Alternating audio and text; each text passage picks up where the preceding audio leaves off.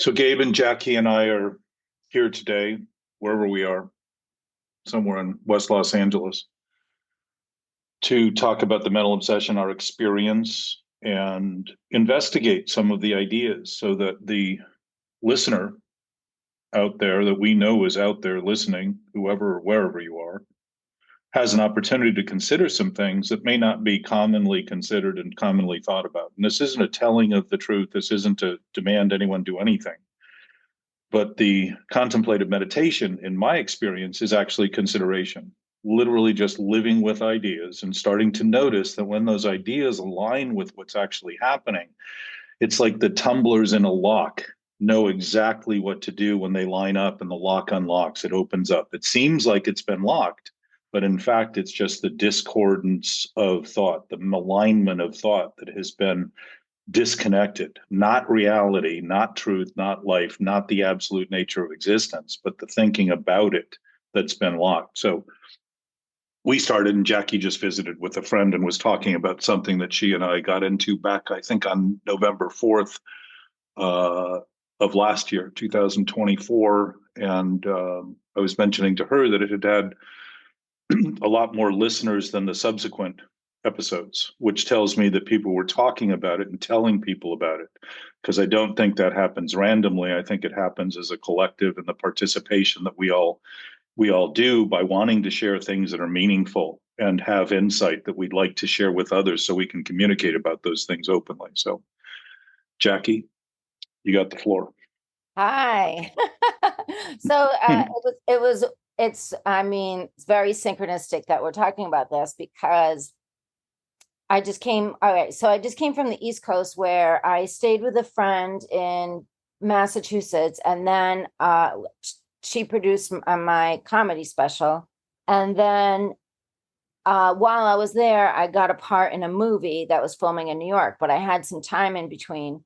And I went to go stay with my mom, which I wanted to. My plan was while I was there to see my mom. But I couldn't invite my mom to my special because I talk about wanting her dead. I talk about wanting her dead. And I think that she would laugh at it, but I was afraid the audience wouldn't be able to laugh with her there. Anyway, so my mom and I, this is the whole thing. We love each other very much. There's no doubt in that. My mom just is incapable of a lot of things. Anyway, so my friend who I stayed with, she's big into a law of attraction, where I'm into law of attraction too. I'm into our conversation, and I'm very much into AA, which the difference between AA and law of attraction is AA, I turn things over to God. It's not my will. I turn it over to God. And that works beautifully when it comes to my mother.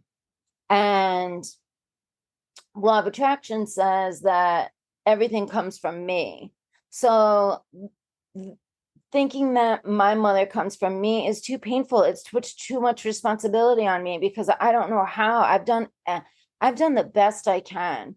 I like my therapists, my sponsors have all said you've no obligation to your mother. My therapist was like, why do you want to talk to her? Why are you talking to her? Like, they are like, do not talk to her anymore. She does nothing but hurt you. But I do want to still talk to her. And I have taken time away from her. Anyway, my friend was lecturing me that it's all coming from me. And she's like, got this bright smile, like, Jackie, like, this is just coming from you. Like, she's going to fix me and fix my mom and everything. And I just didn't say anything because it was too much for me. For me, I wanted to turn everything over to God, which she doesn't like to do that. She likes to, whenever I say I'm turning something over to God, she's like, you're God, Jackie, you're God, which I also believe. Anyway, we get to see my mother, and my friend, her attitude changed. She and her husband dropped me off, and we had lunch together. And by the end, Julie wanted to take me back. She was scared to leave me with my mother. She was like, she couldn't believe how my mother was bragging about leaving me alone when I was 3. And just like no empathy for me, didn't ask about the special, like was just talking craziness. And so she was dead to the special. that you were worried about mentioning. Yeah, exactly. But yeah, I mean, she's just really, really crazy in a lot of ways. And yeah, So let's concede that. yeah, Let's concede that she has problems and that she's never going to get over them. That's just going to be the way that it is. And right. clearly it's been that way through your experience. So you have a lot of evidence to suggest that. Yeah. But in talking about the law of attraction, you're really talking the universe is filled with energy, electromagnetic energy. And magnetism is both attractive and repulsive simultaneously. It's like positive is based on negative simultaneously. Those two happen together simultaneously. They're not apart. If I take a position that all I'm going to do is talk positively, I'm taking the position that I'm going to ignore negative. And negative in the positive negative is negating the positive. And yet it's supplying within neutrons and all the molecular structure. Gabe can maybe deal with this better than I can. The neutrons, I think they are, which is the negative particle, compared to the protons, are allowing the protons to have the balance, allowing the protons to do what they do because it's an interaction that's normal. So to think of these things as separate is simply to take an impossible position and think of the other as now being impossible to take when it's the position we're taking. That's she's talking about the fact, my experience, that it's not the other. Your mother's doing what she's doing. She's been doing what she's doing as long as she's been doing what she's doing. And if it's been sick, it's probably worth noting, right? Being honest about it. Honesty isn't about being right. It's about acknowledging wrong and correcting. I read a quote this week from Darwin. Listen to this in his studies. It's not the strongest species that survives, nor the most intelligent, but the most responsive to change. I love that. Now, think of that in relation to this to sobriety. Sobriety doesn't say act like you're right all the time and pretend you're right. Pretend God's going to do it for you while you're not willing to do anything. It doesn't say that. It says begin to notice your responsibility. And I would say we have absolute responsibility because if we have an absolute basis in existence and existence is responsible for existence, then certainly we share an absolute responsibility simply because we exist. Doesn't mean that your mom's right. It doesn't mean that she's not doing anything wrong. It doesn't mean that all the shame and the burden you've assimilated is easy to deal with. But ultimately, it's not what she did. It's not what she is doing. It is what we do and think about what she's doing that causes our experience. The kind of problem that you described before we started recording is something that's hard to live with. Yeah, Think of that. it's impossible to have a conversation with her. Like, Well, it's not impossible. You just don't like that she continues to do what she does because you hope it, to break it through in the really way that you're breaking through. it really is impossible. It's undescribable. Like my friend couldn't comprehend it until she witnessed it. But here's my point, Jackie. You couldn't have that opinion if you hadn't had a conversation with her that you determined was impossible. All of them. Yes. But So think about that. I love being in just her energy because she's my mother. So Think about this, though. You're speaking to an awareness of your connection to her that you absolutely love because that's the ultimate connection we all share. right. Your growth is a lot. There was a point at which you didn't see that. When Right. you and I spoke early, and I think if you go back to the early podcast that you and I did, that was not on your radar. Right. And she's done some things. They may not be as big as the things that are really stuck or seem stuck, but she's done some things that have given you a point of view of your own experience and your own love and your own capacity to receive and attract, to be attractive enough to want to admit that that love is in fact there for you, for her, regardless of all the other insanity. Right. So light can never be undone by darkness, ever. And enlightenment is never dimmed by the dimness and the obstructions and the haunting shadows of doubt of others, ever. That knowingness we have. And that's very attractive because we all share it. It's all natural. It's not some contrived thing that we have to do before we say we have it. It actually exists while we're actually claiming we don't have it for another person or another place or another thing. Yeah. So what you described in terms of being responsible for it, you're trying, my sense is the thing we struggle with, that I struggle with, is the idea that I could be responsible for the insanity in someone else. While in fact, what I'm really struggling with is trying to speak rationally to them as though they're going to hear me in any other terms than insane. I keep appealing and appealing and appealing, but I'm appealing to insanity. And that suggests to me that I have a very, very weak idea about what sanity really is, because I wouldn't be appealing to anyone if I were wholly sane.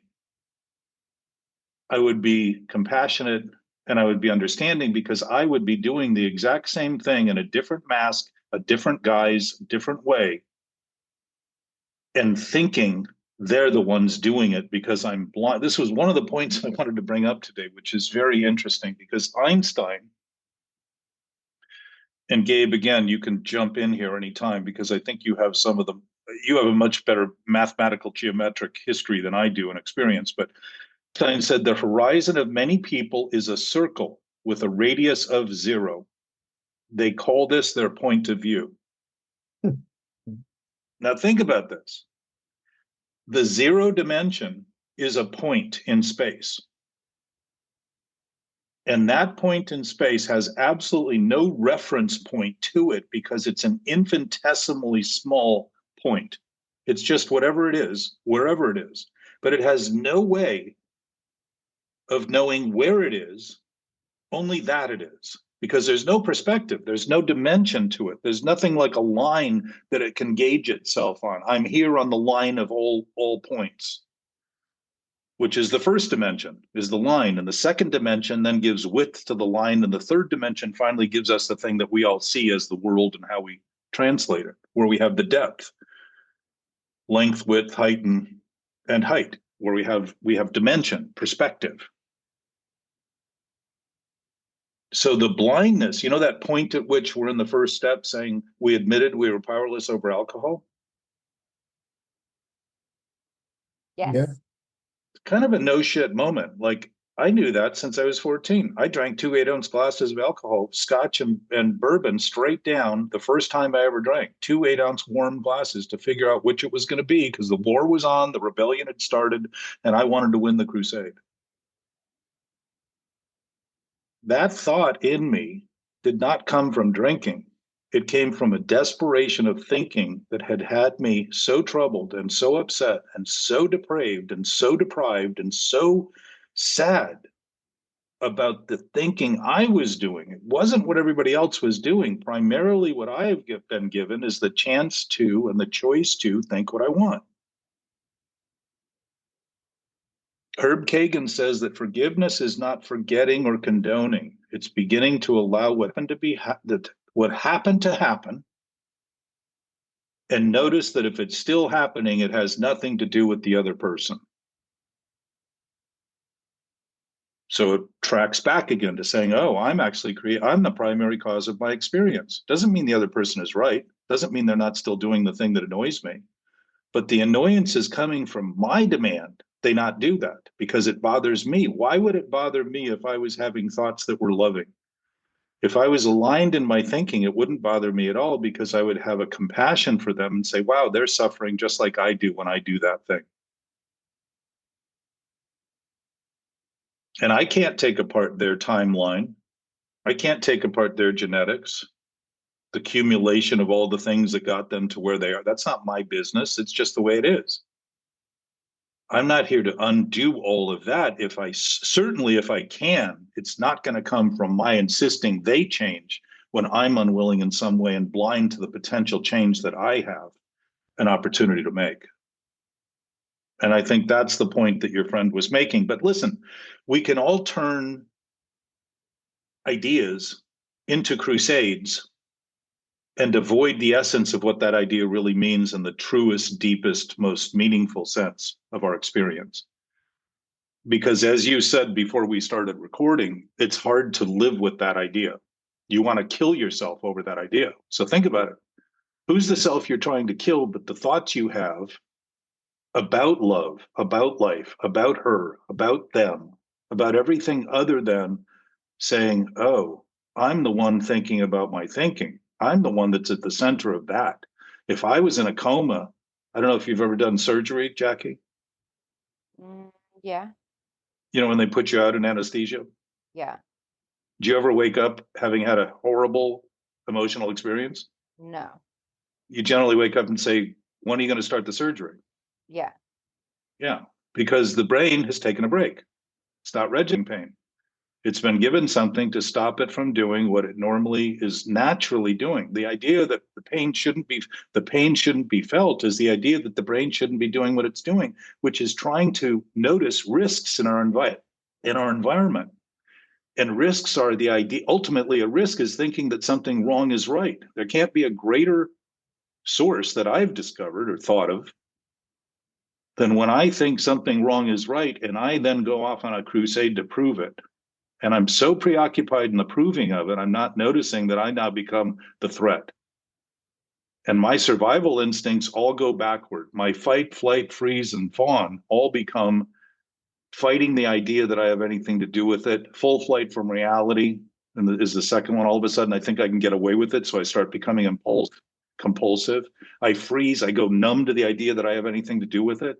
Numbness is an example and a symptom of pain. It isn't the absence of pain.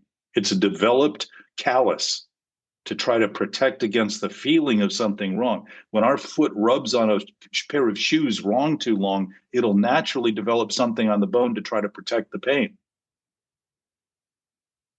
When if we just change the shoes, it won't do that. Okay, but with my mom, like I've done everything. I've done years Yes. of therapy. I've Yes. done years of sponsorship. I've come to Jesus moments with her. Like I just do everything I can to have a beautiful time together. And it's impossible. The impossibility is starting with the expectation that she's going to give you what you want. She's No, not. I know that she's not, but I know that she's not. My goal is to get to be with her and not have me be in pain. Why? Why do you keep going to her and feeling the pain and think that shouldn't be happening? You're trying to resist you can simply say, Mom, this hurts me. You can actually I address the can't. pain and I tried both. I've tried not saying but it anything, isn't about her response, and I've Jackie. tried saying it. It just gets worse if I say anything. I got it. But because you keep expecting something from her, she's not going to give you.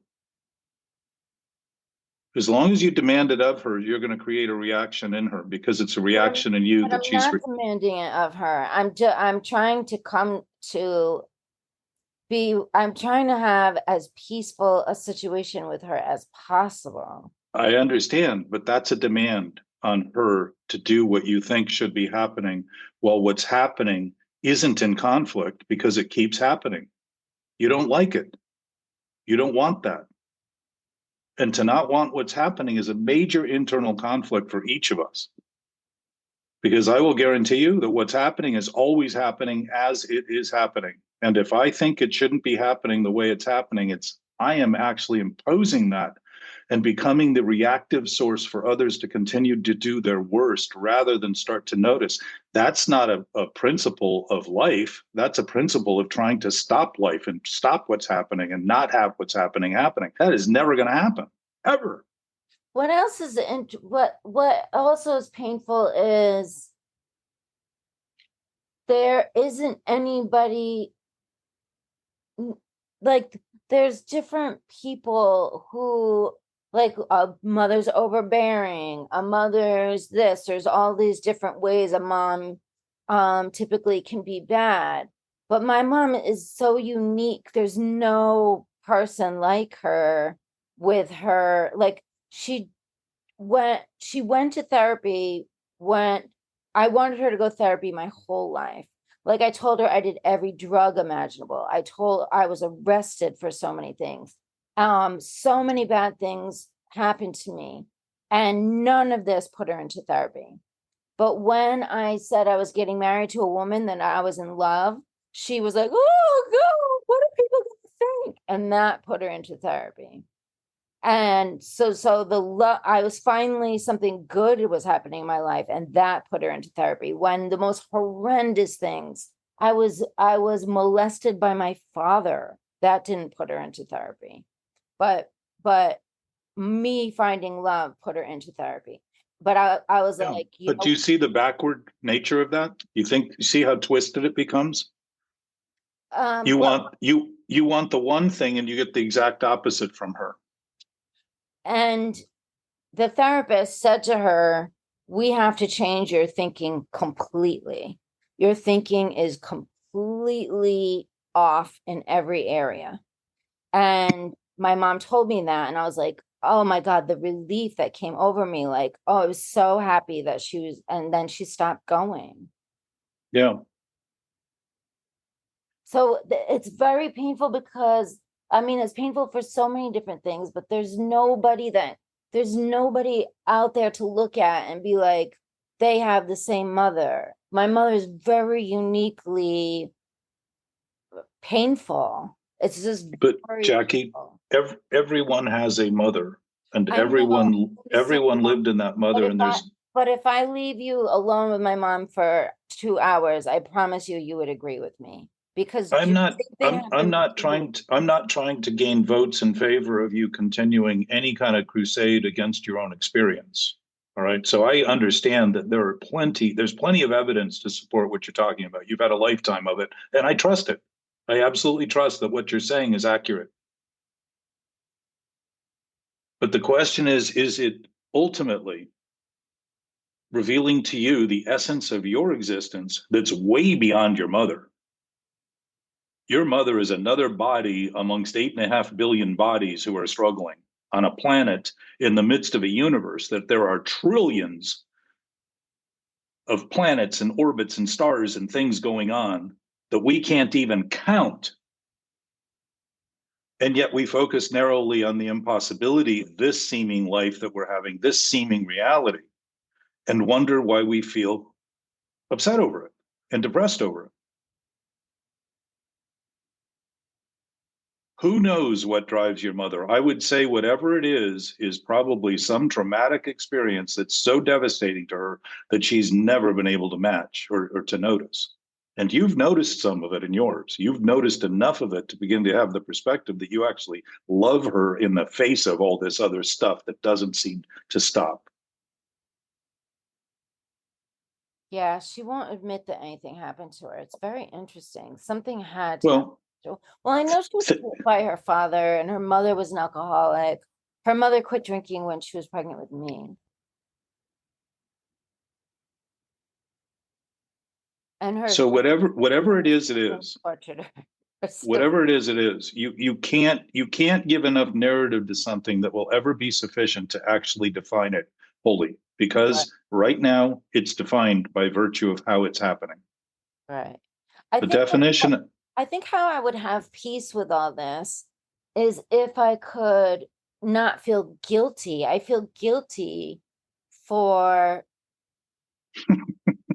not You know why? why. You're guilty.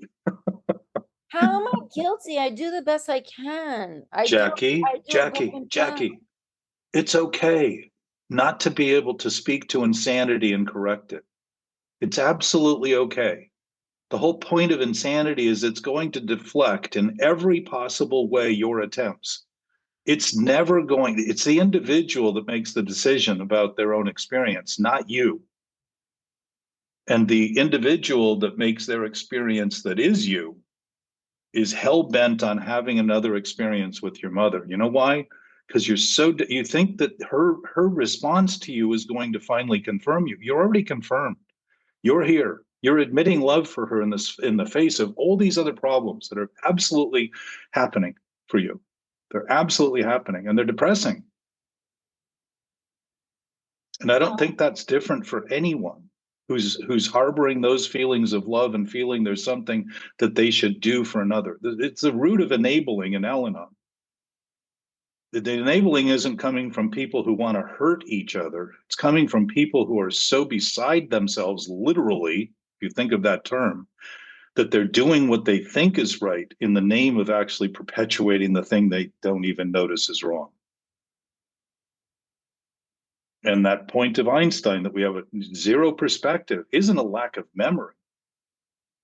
Just like when we take the first step and admit alcohol was a problem, like no kidding, we were powerless over it. No kidding. How many examples did I need? But what did I have? No perspective whatsoever, because the subjective nature of that subjective thinking was only me as the subject of the thinking I was subjected to over and over and over and over and over and over again. That's what I am guilty for in my experience. That's what I feel ashamed for because I am the perpetuator of that. Nobody else. I can blame and shame and fault easily to try to deflect. But the essence of it is my choice. And that's where that friend of yours, I think, was aiming. But the words are never enough to look at it honestly until any of us are honestly looking at it and saying, wow, if this has been so consistent for so long, there's one common denominator in my experience, and that is that it's been consistently my experience, period.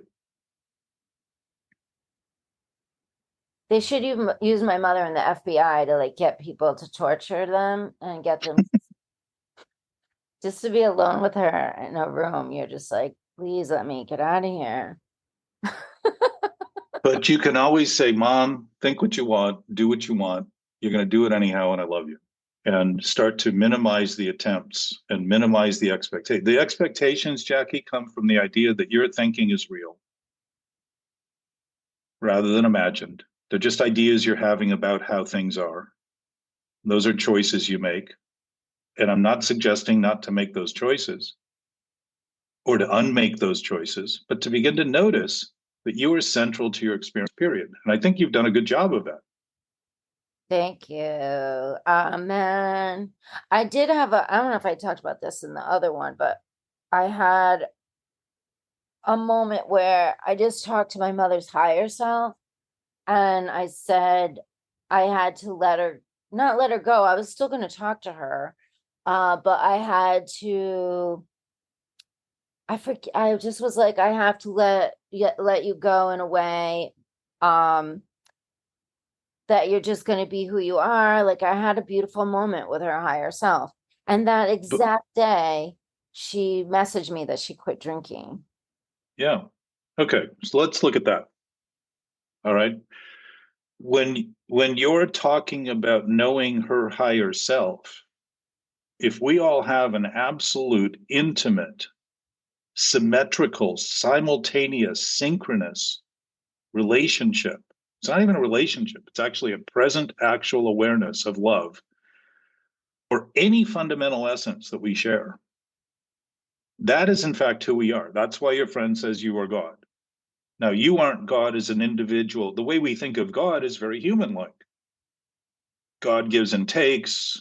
We give it to God because we can't handle it, as though God needs shit or take shit from us. I would say that would be impossible. God would have to be insane to do that and even recognize it, because the conflicts we struggle with are delusion. They're ideas thought to be so true and so real that the only thing we can do is keep insisting somebody else correct their behavior for our sake. And in fact, we're not noticing we're the ones insisting on the problem being maintained. So you talked about your mother all of a sudden not drink. Think about that. You didn't say the word stop drinking. You simply said, I see a self that's higher than what you express, and I want to focus. I want to love that. Yeah. And when you start thinking that about her too, you're looking at the frailty of humanity right now, the way the whole civilization, our civilization, is at risk. to the degree that our civilization makes believe that something that isn't true is true. The entirety of our whole population as a species is at risk. Now, when you focus on your mom, you might think that's the most important thing. When you begin to notice this is something commonly held by everyone, it starts to diminish, to some degree, the idea that it's her and not all of us. I may have control over my thinking, but it's what everybody's thinking that I'm most affected by. Everybody all the time, because it's the sum total of my experience in this experience, which I would say is our experience, is the culmination of everything that's ever happened and everything that's happening currently, right now. We're at the forefront of all time. These moments are always new. They're always the cumulative effect of everything that everyone has ever done and ever thought to do. Right now, all of us. And to see that and also see your mother struggling is also to see the struggle that I'm having and that you have and that we have in relation to everything and everyone else. And if I've read the book correctly, the big book, and am applying principles correctly, that's the beginning of practicing principles in all of my affairs, because I'm not thinking of this individually, I'm thinking of it collectively, exactly what the traditions were designed to reveal to us. And the anonymity in the traditions is not keeping our voice quiet about sobriety and about this mental health problem, but it's about seeing that we are faceless, personaless, and characterless in our essence. And that essence is shared identically between all of us. So it isn't a personality, it isn't a split personality, it isn't a dual personality, it isn't a schizophrenic personality that I'm struggling with, because there are no personalities in that essence. There are no persons in that essence. There are no characters or character defects. Those are all accumulated and assimilated by us as though they're who we are, and we think of other people as who they are by what they do, when I can't be what I do any more than I can be my thoughts. I can have thoughts and I can have a body because I have a body and I have thoughts. To think of them as me is to completely misconstrue the whole basis of reality. And struggle with what I say is reality as though it's real, when in fact it's contrived in thought. It's imagined to be real. Fantasy as reality is defined as insanity. I do this often enough to speak to it from personal experience. I have a lot of ideas that are not true, and they are the source of every conflict I ever have in any conversation I ever have with anyone, always. So what do I get? A learning curve. And instead of looping around in that vicious circle, the curve begins to actually be an elegant movement in a direction that may be a little more beautiful and harmonic than that constant damning effect of here I go again, here it is again, different time, different place, same shit. Why does this keep going on? I can't seem to get away from it. There's nothing I can do. This is impossible. And who am I in the middle of it? The one re-choosing to experience it because I haven't been willing to notice what I'm doing as I'm doing it and say, wow, I seem to have an aspect of my experience happening I don't even think is happening. And I am affected by it dramatically because I make believe it isn't happening. The same thing of the 0 point. I have no perspective whatsoever. We call it blindness, the blank spot in sobriety, strange mental blank spot. How did I get here again? It's interesting, when Bill got to that bar and was hammering on the bar, every step he took to get there was conscious. He may have been deluded as to why he was going there, just like the guy who stopped in the coffee shop to sell a car to somebody and decided to add some bourbon to his milk while he was having a sandwich. Those aren't accidents, and they're not coincidences until coincidence is seen as coincidence, simultaneously happening with everything that's happening right now.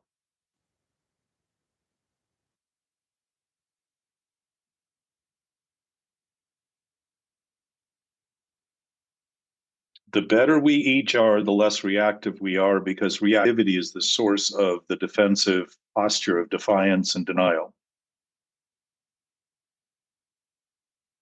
And as soon as I say I have nothing to do with it, I am admitting I am blind to the doing of it. And it becomes more obvious to the same point Einstein made. If the zero dimension is a point in space that literally can't, it has no sense of place because it has no perspective whatsoever. And feel how lonely those thoughts are, those experiences are, how disconnected from this person that we lived in, this mother. When my mother died when I was 15, I was relieved because all the governance that she had placed on me, all the discipline was gone. And it took me 11 years to admit how much I missed her. Mm. I lived in a complete cycle of, oh, she's better. She was in pain. You know, she had brain cancer at the end. She had brain surgery. I mean, it was a horrific thing to process. And I was numb to it because who more have I ever been closer to in this entire physical experience than my mother? And to discount it is just another way of making believe somehow or another I can overcome it with thinking, when in fact the essence of it, my heart was heavy. And I think I've mentioned this before. When I had a thought, I missed my mom. And I'd been in therapy. I went to therapy after a 5-year marriage at 26. It seemed like a 30-year marriage. Uh-huh. But I went to therapy and I was getting onto a freeway in the valley and I thought, I miss my mom. I hadn't had that thought. Just honest.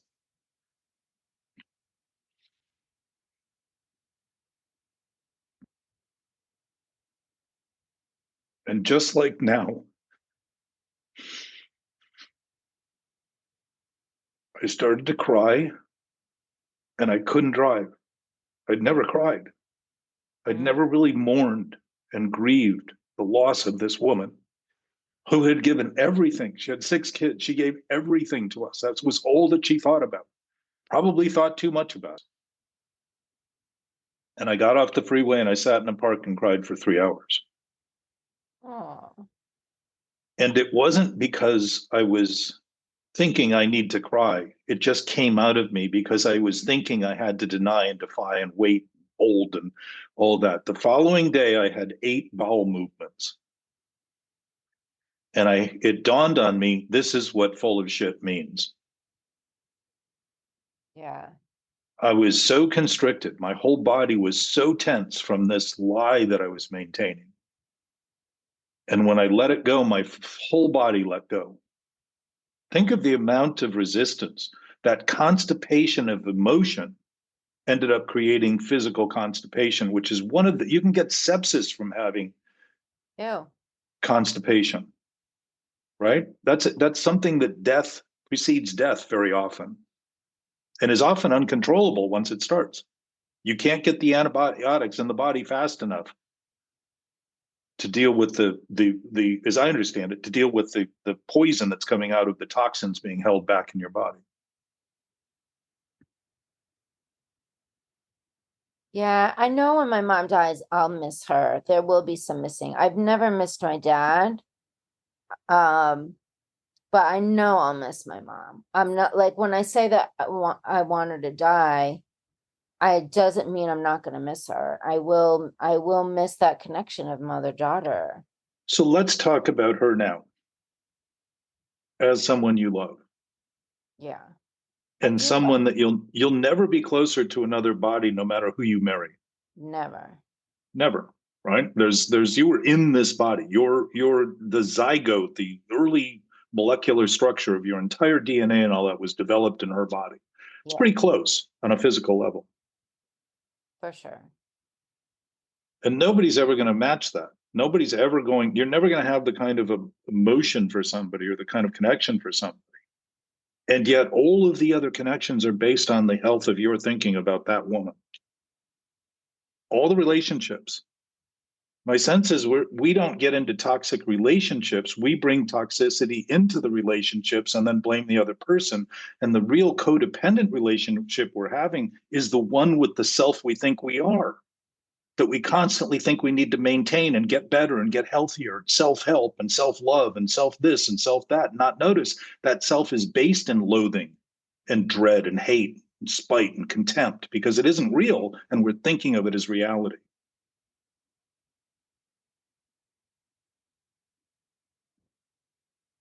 It's interesting because the women I've dated have all been pretty great. And the men I've dated have all been really not good. Well, I would say you're seeking the greatness in the women and not the men. You said you don't even think about your fathers, so I would imagine you don't think much about men. Yeah. I mean, the path is going to be consistent with whatever path is being taken, always. And if this conversation has anything to offer, it's beginning to notice that it's not an accident that these things are happening. They're coming from, if we think we're not doing something, that seeming subconscious is this dark place we think we have to maintain to survive, when in fact that dark place is exactly what's killing us in the stress and the anxiety and the conflicts, the reactivity and the impulsivity and the eventual compulsivity. And compulsions are not limited to substance abuse on the exterior. Our body is the greatest chemical factory known on earth, the most capable of creating the chemicals it needs to function. And when I am entertaining insane thoughts, I am actually triggering chemical experiences in my own, the dopamine, the serotonin, everything's being overused that isn't needed. And everything that should be produced naturally is not being made by the preoccupation that I'm causing, the emergency I'm causing in my own body. I'm creating my survival instincts to react as though there's a real threat, because my body will take my direction. If I think there's a threat and I'm in a dream, my heart is going to race and my thoughts are going to race and my body's going to sweat. I'm going to wake up relieved, but I don't seem to have that same willingness to wake up when I'm awake to the fact that I'm the cause of this. How much of this would matter to any of us if we weren't in a physical form of matter? And I would say none. Nothing at all. Yeah. So if we think about this on the grandest scale, some of the preposterous nature of the micromanagement that we're doing becomes a little more obvious and starts to dissolve, rather than think that resolution all the time, fixing, what we're constantly breaking is the only thing we can do. Right. And that's not true.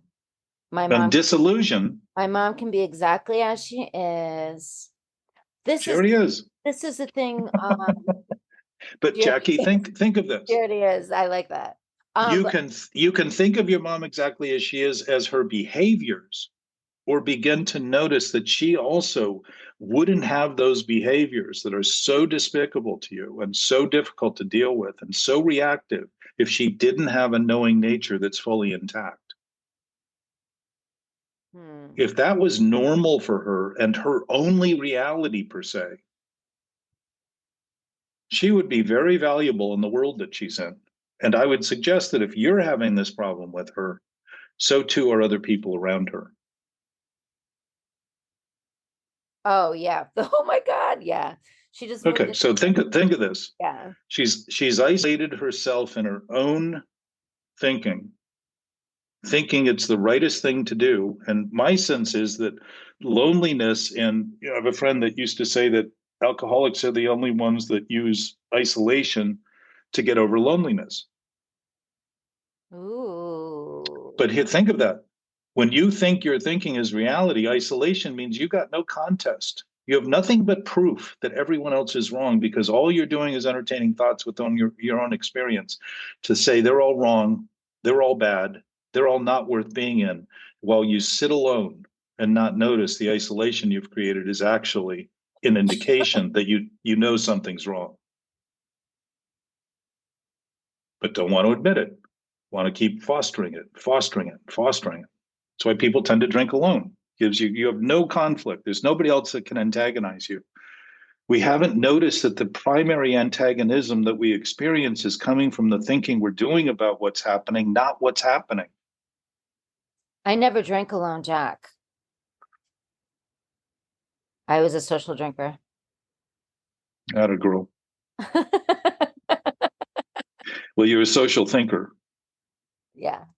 Well, it's interesting that I just came from staying with so many different people, and I was so excited to be.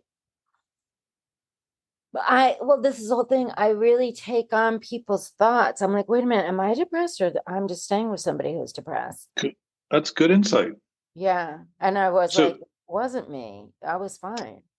Let me suggest to you, though, to the degree, and I mean any degree, that we think our thoughts are real, we are going to become subject to the thoughts of others, concerned about the thoughts of others, and manipulated by manipulated by the thoughts of others, because we're trying to prove that their thoughts are real too, and I better incorporate some of them in my reality, because otherwise something must be wrong with me, because we know there's a deficiency in that in our thinking, so we're looking to fix it with other thinking.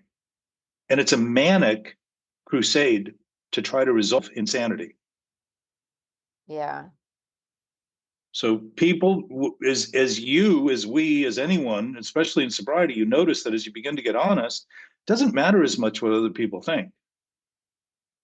Because you begin to realize everybody's thinking what everybody's thinking, and they're all choosing to think what they want. And if that's the case, and that's what I'm doing, why would I be choosing to think so much about their thinking? If I weren't somehow dependent on imagining they needed to think like my thinking to confirm my thinking is right. And I would only do that if my thinking was wrong in some way. Be no need for that otherwise.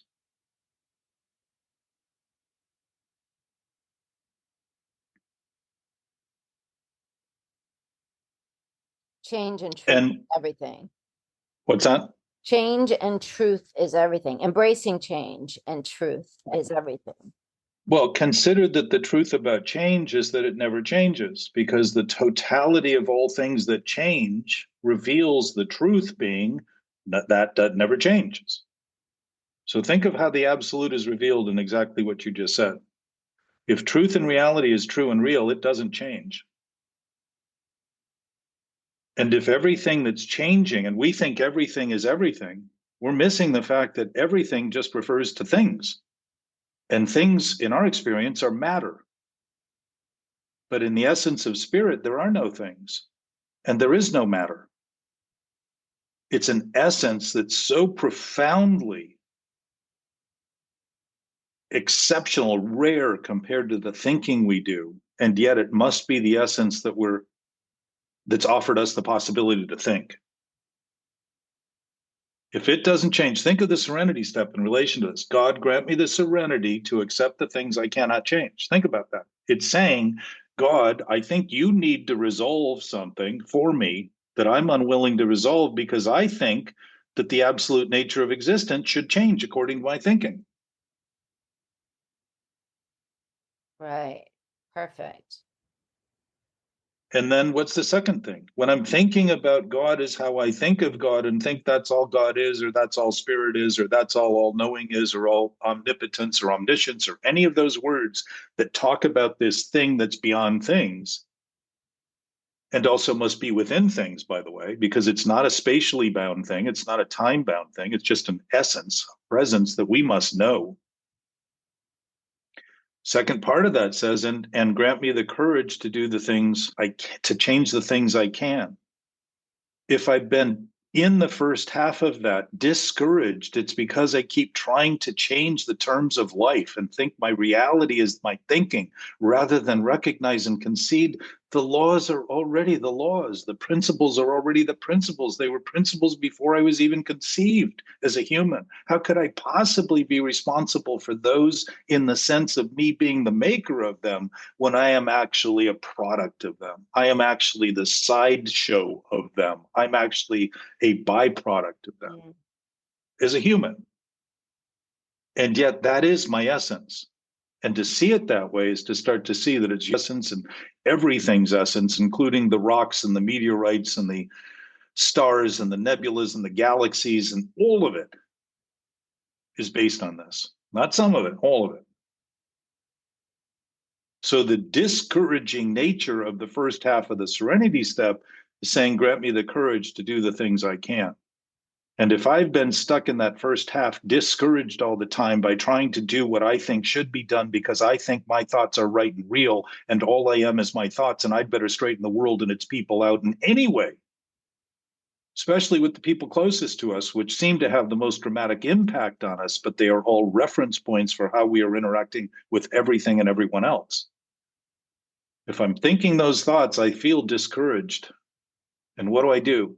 Try to do things to remedy that rather than concede there's no problem in it to begin with. The problem is all coming from what I'm thinking about it, not what it actually is. So if I'm asking for the courage, I all of a sudden have it automatically when I stop trying to fight the fact that reality is reality and truth is true. And however it is regardless of what I think about it. And it begins to literally allow that knowing awareness to be recognized, because we would not know what's wrong if we did not know what's right. And the rightness isn't in thinking, the rightness is in an absolute presence that never changes. And we know that. We are products of that. The universe is a product of that. We are all products of that. Not some of us, not just certain colors and certain sizes and certain shapes and certain places with certain heights and certain this and certain, all of us, everyone. And to see insanity as isolating us and separate from that is to think insanely about that insanity. Insanity is a delusion that fantasy is reality. So if I have the courage, because I'm no longer thinking discouragingly, my premise, my basis is stable. My thinking is stable. And it's always been stable. And I am the one that is creating the storms, the conflicts, the waves, the turmoil. I am the one choosing those things. Why would I do that if I was thinking in ways that were absolutely sane? I love it. I feel better. I feel I better. love you. Listen, you and I have had a relationship, you know, Yeah, for right? sure. I've seen you with men, I've seen you with women, I've seen your I know you, Yeah. right? And And I I don't know want you. to, hmm? I know you. Yeah, I know Jack. yes, you do. Exactly. Now think about that as a term. That's been used like jack shit and all that stuff. That's been Uh-huh. used to suggest you don't know anything. You don't know Jack. Right. But in fact, that concept and the whole point of that is to say we do know and we are aware. And to speak in terms other than that is to continue to foster the ideas we have about reality that aren't true and the ideas we have about life that aren't true. And this is not to say we can't do that, because we are absolutely free. This proves or is evidence that there's a loving nature, because love would not restrict us. If we were bound only to do the right thing, that would mean we were condemned by something. And the fact that we can do the wrong and have the freedom to do the wrong and then make believe it's the only thing we can do is a choice we're making, because we aren't seeing the fullness of what we're doing. We know it, but we're not seeing it within thinking. And that means our human capacity has been diminished. And we're functioning illiterately in relation to the body language that's saying something's wrong here. Feeling discontent, there's no content in what you're doing, there's no substance in what you're doing. You're feeling displaced, it's coming from a thought that has no place, doesn't belong anywhere, it's only in a thought. It's a thought. When it's a thought, it's a thought. That's the reality of it, if we call it reality. But when I think thinking is reality, now I got a major problem with all reality, not just some reality, all reality. And I'm going to twist and squirm and get on my knees and creep along and try to escape recognition for all the stupid things I'm doing and all the things that keep me embarrassed and keep me feeling uncomfortable about having eyes on me, because I'm afraid I'll be found out. And I'm afraid that lie I'm telling I'll be caught for, because I really think it's a secret. And none of us keep secrets, because the blood, sweat, and tears secretes through our body. You can see it in people, in the way they walk, the way they talk, the things they do. The overspeak, the overconfidence, the big bloated ideas, all that kind of stuff. Often very much developed to try to cover up this thing we think we can keep to ourselves. And there are no secrets in the universe. Everything that's happening is happening all the time, and we don't have to be thinking about it for it to be happening. Or do we? Hmm? Or do we? Well, if you know, everyone who's ever died never left the world not happening, as far as I can tell. So without their thinking, things go on within this context. Doesn't But mean they're gone. Doesn't mean they're gone. They're just not thinking with a brain the way that we're thinking as people who remain. but isn't everything just a hologram from my own brain? Well, I would say that there's a lot of science is pointing in that direction right now, that that every molecule has all the information of the entire universe in it. And a hologram, if you understand how that's created, is that every particle of the hologram has the entire picture in it, which is why it looks three-dimensional. So they're looking at that now as being information. And what would information be but an all-knowing presence? And if we know that and keep talking about it only as we think of it and think how we think of it makes truth, that simple statement is a denial of the truth that we don't need to think about for it to exist exactly as it exists right now. And I would say that's the beginning of the disturbance, the discomfort, the unease, the dis-ease, all that stuff. That thinking that the thinking has to prove it for it to be real, rather than say, well, if it's already real, I can take the day off in terms of thinking and start to actually have an intuitive awareness, because intuition is knowledge beyond reason. I can begin expressing these things intuitively. Meaning I'll say things that I don't even think about and say, where the hell did that come from? Because I'm so used to it coming from this process that I'm doing inside to come up with the right answers to sound and look like I'm doing right, when in fact I wouldn't even be trying to do that if I was doing right. I would simply be operating on that basis and it would be right, and I'd be thankful and in this face of grace rather than thinking disgracefully. I like that. So something I'm going to mention, let me look at what we're doing time-wise. Yesterday, and I forget the name of it, I wish I'd asked Katie, but there's a woman that started interviewing autistic kids. Ew. And what she found was, amongst these kids that don't speak, is that they were telepathically communicating with each other in all different locations, and they were aware of each other in all different locations. I did read about that. I read about that. It's so cool. Well, and what's interesting is in the episode I listened to, they said, what would you like people to know? And these are kids who hadn't even formulated language, because to them, the absurdity of language was ridiculous to even bother with, because they intuitively knew that they knew.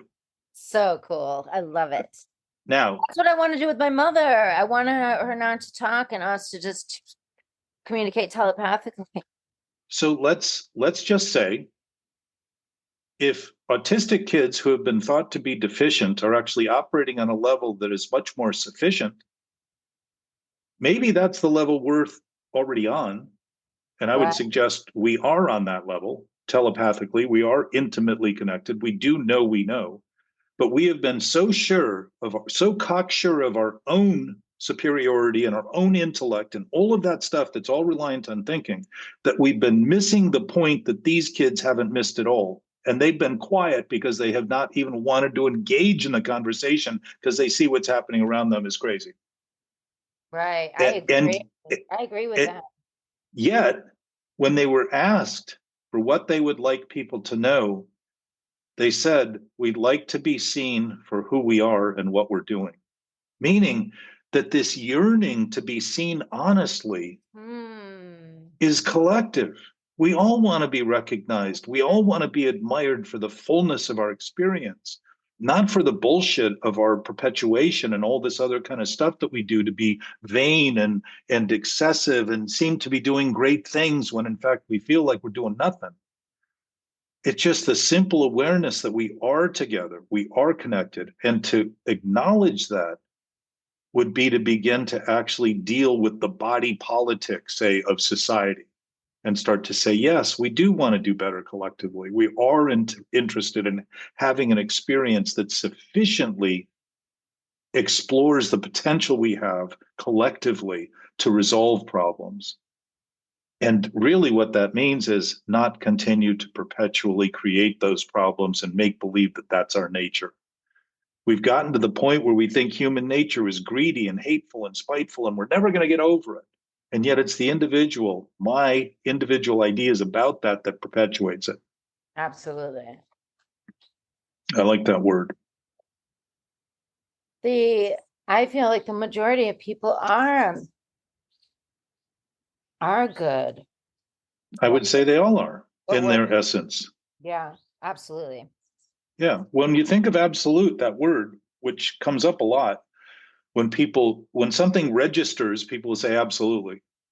And to think of absolutely means no exceptions whatsoever, no negotiation whatsoever, no option whatsoever. It's beginning to concede that we know, and we're aware that we're aware. But simply because we don't think we know and because we don't think we're aware, we think we discount that willingness or that ability that we have. So we become disabled in our functional capacity. Literally, we become dysfunctional, which is one of the conditions of insanity, inability to take care of oneself. And what is our real self? Just a body with thoughts. That's that self in the human respect. The body, the essence of ourself is something we all share. It's not mine, it's not yours, it's ours. It's an essence that isn't divided. Life's terms don't change because I think about them differently. What changes is my experience of life and my inapplication or bad application of thoughts in relation to it, which having conflict with it is a guidance system to say, look, you're off on a wrong course here. That's why it's conflicted. Doesn't mean you can't accomplish what you accomplish. But if you maintain the same thought about it, you're going to continue to get the same response from it. And what's beautiful about that, while it seems in one respect impossible, like butting up against your mother and trying to get something she's not willing to give or interested in giving, Not me. is that it seems to become impossible, and yet it's our own fixed idea about what it should be that we're battling, as though there's nothing we can do. That blindness of this zero, this idea of this zero dimension, has no perspective. And yet we have the understanding and the capacity, as you know, because you've crossed many of these thresholds many times, when you started thinking things you'd never thought before and started having a windfall in terms of your awareness of what was going on around you that you hadn't bothered to ever think about. And yet the calamity had been going on. It was the willingness to say, maybe I'm the one resisting here. Maybe there's something else to think of here than the same thought I keep repeating. Addiction is that idea that the old thought, the same thought, is going to somehow recirculate in some new way, rather than see that change is always new and nothing is ever the same in that regard. Ever, nothing. And yet we regurgitate on this process and think it's old when it can't be old in a reality that's always new. It cannot be old, but it's a story we can tell about it to create a narrative that seems real and seems like the only thing we can do. But that's just how things seem. It's not how they are. Right. So conceding that collectively, which is, I love you, we are the source of love's expression in terms of humanity. And so too, all the animals and the plants and the molecules and the stones and the meteorites and the comets, the galaxies, the stars, the galaxies, the sun, blah, blah, blah, blah, blah, blah, blah, all the way out there. We are all part of that all. We just happen to be in this composition that will one day disintegrate, which means that right now we're integrated fully. And integrity isn't about maintaining the truth, it's about integrating all the aspects of reality as reality. It's the integration of all things. It's the seeing that all things are already integrated. They're already totally whole. I can fantasize all I want, I can think all I want, and all of a sudden, when I do in that way, imagination becomes of great value because I can think about innovating and changing and growing and developing things that could be greatly beneficial, not just to me, but humanity. Because they will all work. Just like mathematics, when it was discovered, it started, people didn't know how to do it at first, and then they started using it. Pretty soon, there were not barns filled with tablets with hash marks on them to account for things.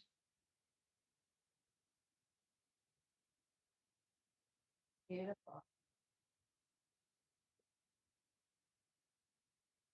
So our job, if we have one, if we come here to do anything, I would say, is to begin to notice that if we have this nature, and we talk about that nature between us, it will quickly dispel, literally take the spelling apart of the words we use to create the narratives that justify the wrongness and the thinking we're doing. So the gossip we're spreading in our own rumor mill will start to dissipate. And the evidence of this will start to allow a clarity about that to say, wow, that's really crazy. I've been thinking that my whole life. I have been acting that way I always get aggravated when this happens. Oh, interesting. That must mean that I have some aggravating thought. I don't have to know why. I don't have to look for the pain. I don't have to find the trauma. I don't have to go into the past that doesn't exist. I can simply admit currently, now, I'm being told I'm doing something aggravating. My body is giving me that language and saying, look, you're aggravated. What do? Think somebody else is aggravating. That's one way to maintain it. If you want to maintain the problem, manage the problem. And what's the first step about? Unmanageability. Why? There's no management in insanity. It's delusional. It doesn't exist to begin with. It's all thought to be real. And that doesn't make it real. It makes it a thought. So it brings right back to the idea that we think thinking is reality. It isn't reality. It's just a thought. It's a byproduct of reality. And we can think about reality correctly, and we will do things and say things that we never thought to say because we will be intuitively aligned with the absolute nature of existence. And it will channel through us just like it channels through the entire universe right now, to have the universe always doing what it's doing and all the people in it doing what they're doing right now as they're doing it. Not as I think they should, as they're doing it, not as I think I am doing, but as I'm actually doing.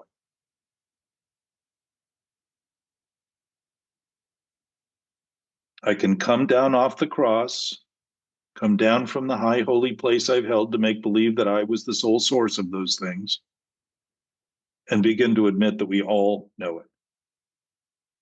And we all absolutely know it, and it is not something we can unknow.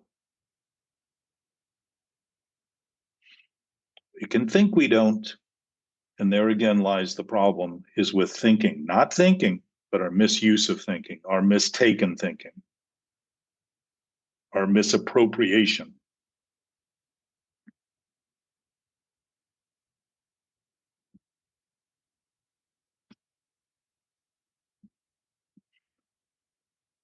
So I love your mother for having provided you to us. Yes. And for you to be in this quandary, she was very much a part of that possibility, all the possibility that you have in terms of what you're facing and offering to everyone. And you give a lot. You know, I don't know a lot of people that do all the work that you do as a sideshow to their sobriety, literally, and an actual show very often. Thank you. I also suspect, Jackie, as these things become funnier to you, because you'll see the imposter, the sort of impossible nature of an imposter being reality, that the you're already very funny, but my sense is you'll have material that you'll never even have to write down. It'll just come out of you so quickly. I love that. Yeah, and if you look at it, the best comedians know that things are laughable. They don't come at it wondering how to make it laughable. They know they're laughable, and they're giving an audience a chance to be relieved of the burden they're carrying by taking them seriously. Mm, And that's a gift. It's like allowing people to cry. You know, it's the same kind of relief. Crying and laughing are both forms of release of tension, right. which sort of shows the dramatic, you know, the happy face, the sad face of drama and theater. That inner mix.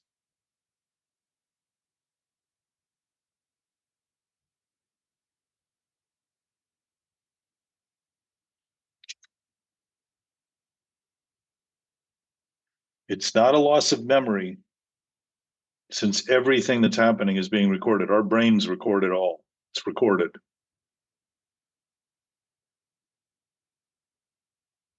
It's a simple loss of perspective when we make believe that we're not capable of or doing what we're doing when we're always doing what we're doing. And simply beginning to concede that will begin to reveal some of the conflicted thoughts you've been having about what's happening, because you've been thinking like I've been thinking. And I'm not suggesting you do it like I do, but in some way look at and see if you don't think things that are happening shouldn't be happening. And then ask your experience if thinking that way isn't causing some major conflict, because everything happening is always happening as it's happening. And what I realized is that when I start thinking it shouldn't be happening as it's happening, I have no chance to change it in any productive, constructive way. So I live with it as a new form of trauma. And I find that consistently with people I work with. They don't admit it right away, but they start being relieved by the idea that there may be more to what they're doing, and the accuracy of what they're doing may be a very valuable tool. Just like in the big book, Family Afterward, it talks about our suffering being the best source of information we have for people. That story tells people you too can have a story as great as you think it is and still have the potential to recover. What are we recovering if not something we've always had? What would the recovery be? We've been covering up that we don't have it. We're recovering that we do have it, always have had it, always will have it. Can't be anything less than.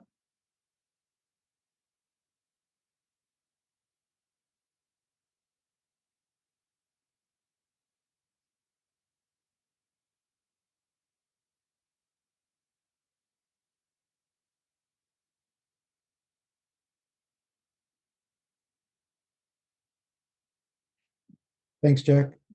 Yeah, thank you. This was great. Gabe, I know we thought we might have a conversation today. My mother's higher self thanks you too. Yeah. Yeah. Well, think of that higher self as just her. That's essentially who she is in essence. It's not the body, it's not the thoughts, it's not her behaviors. Yeah. And to start thinking of her in that way is to start thinking of everyone in that way. And that gives you a chance to practice with everyone the same thing you're asking her to do, which is to give yourself in a way that's unbridled. And then also notice the deficiencies in the bridle when you come up with them. And I'll find criticism in people all the time in my thinking, a lot. I say all the time, but a lot. And it tells me that's that fractured state that I'm still maintaining and thinking somehow I'll get better if I deny it, rather than say, wow, I really think some pretty pitiful thoughts about people, and almost automatically it's an indication of the pity I have for the seeming self that I'm maintaining. Self-pity isn't an accident. It's actually, we know that it's a pitiful self that we're trying to make believe is true, and we're trying to resurrect. And well, it's never had any life. It's all imagined. It doesn't even have death, and we think of it as dying as being, it's hard to face. No, it isn't. We create the whole scenario to give us the justification to continue to perpetuate it. We think alcohol is conniving, baffling. It's the thinking about alcohol that is connivance and baffling. All that insanity is working on the next drink, the next drug, the next something to do to try to escape this present moment, which there is no escape from, even in death. Time may not exist in that same regard, but certainly the essence of the essence here is not in time. And to start to align that with thinking is to start to notice that we are an absolute major player in all this. And the possibilities we have always been influencing everything, everywhere, and everybody everywhere. The problem is we've been ashamed of the influence we've been making. So we can all do better. And better would certainly mean we have things that we do that are worse. For sure. Since better and worse are together, you wouldn't want to feel better all the time if you weren't maintaining something worse. Start to see those things as combined and simultaneous is relief, because it's good information. That's our body language telling us. It's our dashboard. So I love that. love you both. Love you. Love you all listening. Thank you, Gabe. Bye, Jack. Bye. See you around campus. See ya. Bye. I know Jack.